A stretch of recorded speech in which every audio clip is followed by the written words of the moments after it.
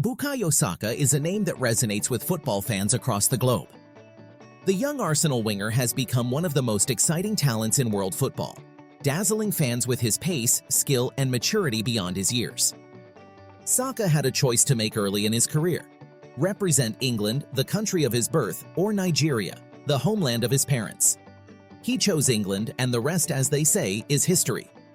But what if Saka had chosen to play for the Super Eagles of Nigeria? Would his legacy have been different? In this video, we'll delve into the story of Bukayo Saka and explore the what-ifs, and whether he would have had a better legacy playing for Nigeria. Let's get into it.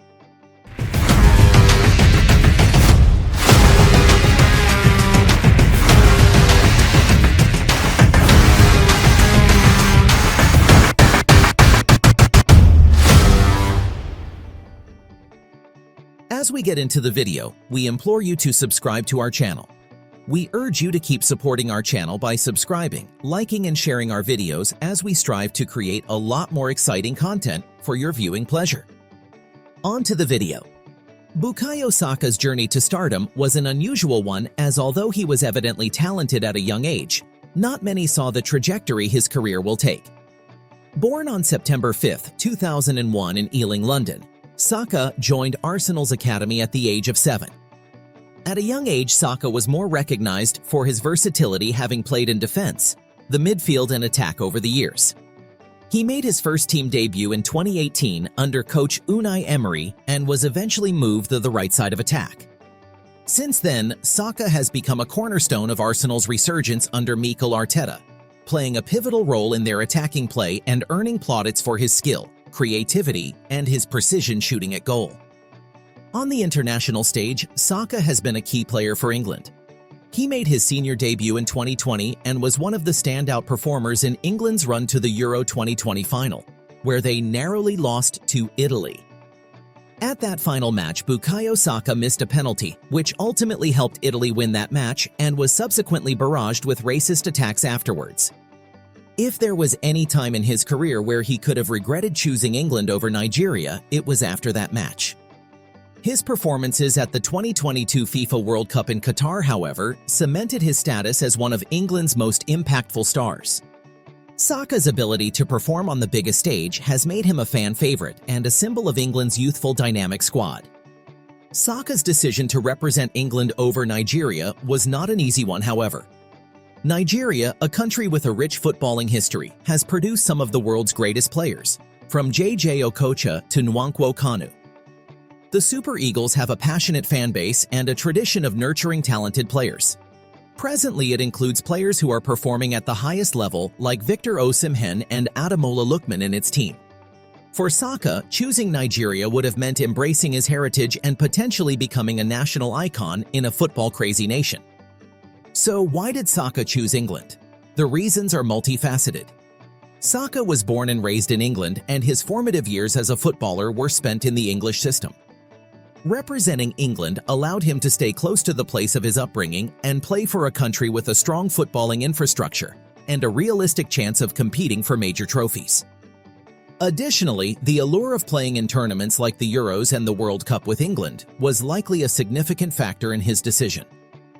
Playing in one of the world's most scrutinized football arenas, he's garnered individual accolades, including being named England Men's Player of the Year for 2 consecutive seasons in the 2021 up to the 2023 season. So to the question of whether he could have had a better legacy if he had chosen to play for Nigeria instead, it's a bit complex as it has many dimensions to it. Had Saka opted for Nigeria, his journey might have been different but probably equally impactful. If Saka had chosen Nigeria, he would have instantly become one of the team's star players. Nigeria's current squad, while talented, lacks the depth and global recognition of England's. Saka's presence would have elevated the Super Eagles and balanced the attack, which seems to have more consistent bite on the left and in the middle. In a country where football is a unifying force, Saka may have achieved legendary status, similar to what J.J. Okocha or Kanu achieved in their prime. Saka's decision to play for Nigeria would have been a massive boost for African football, adding to the recognition that players like Mo Salah, Victor Osimhen, Ademola Lookman, Sadio Mane, and many others are bringing to the African game. Additionally, Saka could have been a key figure in Nigeria's quest to win the Africa Cup of Nations in 2023, and may have tilted the tide in favor of Nigeria in that final with Côte d'Ivoire. While Nigeria has a strong footballing tradition, they have struggled to compete consistently at the highest level in recent years. England, on the other hand, has a squad capable of theoretically winning the World Cup, as evidenced by their world ranking and their run to the 2020 Euro final as well as the 2018 World Cup semi-finals. However, in terms of trophy count and personal laurels, he would have definitely more likely won more playing for Nigeria, like the last Nations Cup and possibly the next one. Also, he probably could have won a few African Player of the Year awards, although this is uncertain as the competition has been stiff the past few years. Playing for England, Nigeria's matches also attract significant attention. They don't have the same level of exposure as England's.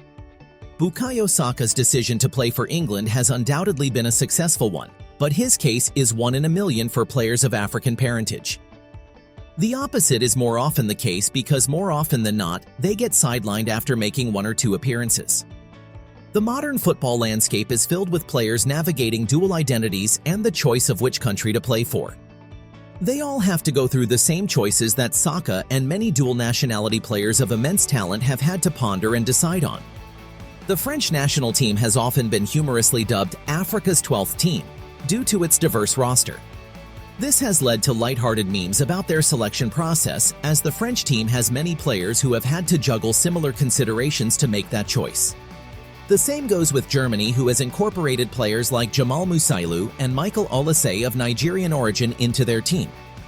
Fortunately, the tide seems to be changing, at least for the benefit of the African game.